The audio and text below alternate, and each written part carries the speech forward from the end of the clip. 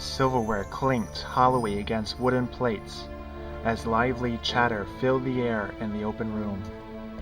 Behind me, a woman was laughing gaily at the tale of a companion, something about a rampant mouse. The fresh ocean breeze blew in and added its own taste to the stew of voices. Outside, herring gulls shrieked as they circled the dock, awaiting any unwanted scraps. At the other side of the room, a bulky man slammed down his glass pint upon the cedar table. He wore a faded black sleeveless shirt, which revealed the large tattoo on his right forearm, a red outlined skull with jagged black barbed wire hugging its forehead and stretching through the dark, empty holes of decay. I squinted my eyes a bit and committed the image to my visual archive. Then I turned my gaze back outside. A soft, opaque fog had been persistently moving in and was now covering the skyscrapers which usually adorned the view from here. A small, quaint wooden tugboat was coming down the channel in my direction, water lapping about its body, clamoring for attention. I couldn't see anybody by the wheel, on deck or in the cabin. By the look of the wood, it seemed as though it had spent many years in service, but yet its pearly white railing and its scarlet cockpit had brought it new life. It was now dutifully marching to the pier a mile down the East River, as it did every day near this time. The gulls briefly turned their attention to the boat, searching its trail reproachfully for any stray fish. The air reeked of seafood, the only option in this eatery. I shifted a bit uncomfortably in the hard wooden chair and looked around the dockside restaurant again.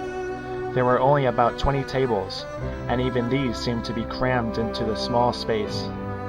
Nearly everything in here was wooden, including the knobby pine log walls. In the way of decoration, there were only a few scratchy sketches on yellowing canvas along the walls depicting the river throughout its various stages of development. 2 large portholes were cut into the wall next to which I was sitting, opening out onto the dock. There was one across from me as well, which normally would look out to the city, but which today merely seemed to open out upon an empty gray. I could see the cook in the kitchen, wearing a tall traditional white hat. It had a curry-colored stain near its brim. I doubt it mattered, though. He wore a sky-blue shirt with a large basset hound adorning the front. A grease-spattered apron was tied loosely about his waist. He had a boning knife in his hand, and he was focused intently on some sort of fish I couldn't see behind the divider, presumably of trout. That was always a favorite. I glanced at my watch. Dolphins jumping out of the face, chasing an elusive mackerel. He should be arriving any moment now. He was always on time. It had been about 3 months since I had met him last, and how I had missed him. We always met here at this riverside shack, ever since that ill-fated day anyway. A heavy hand clasped my shoulder. I startled. I turned about.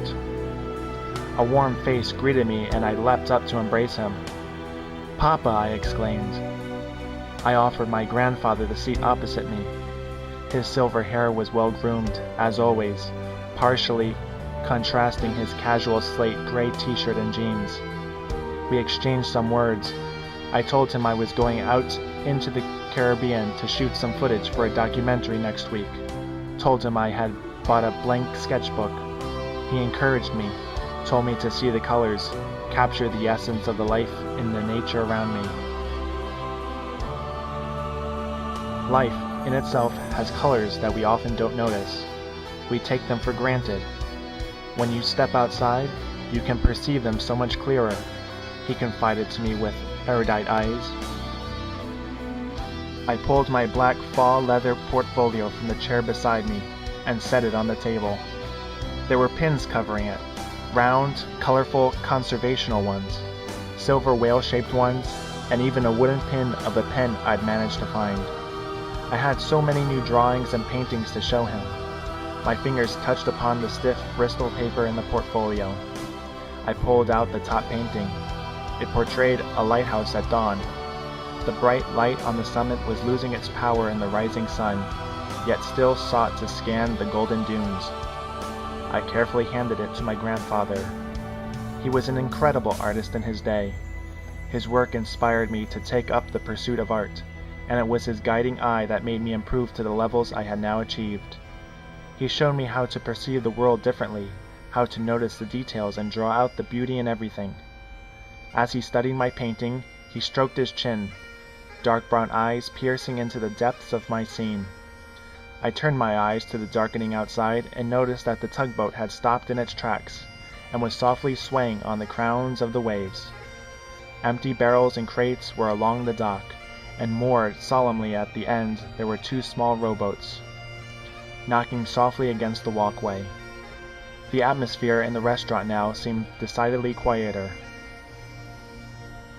"The shadow's disproportionate," my grandfather said.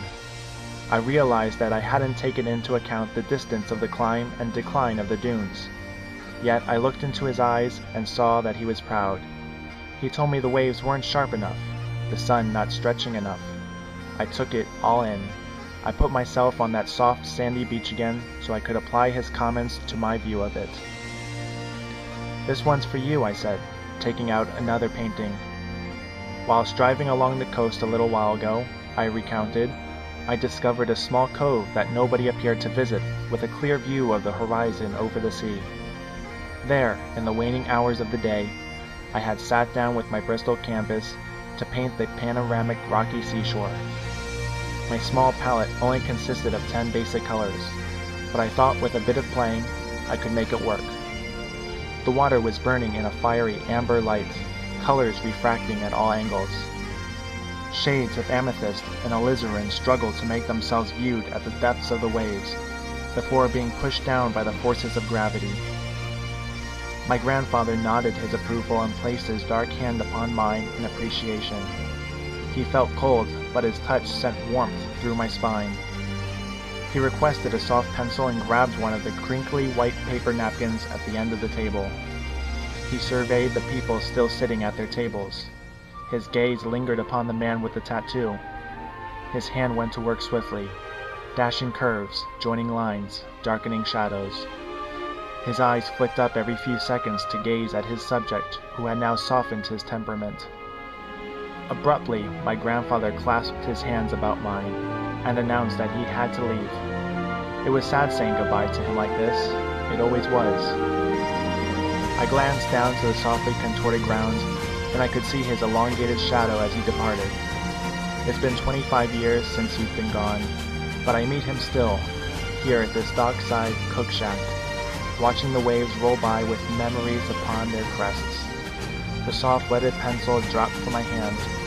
I looked at the sketch on the napkin. The resemblance was uncanny, right down to the rusting, jagged wire.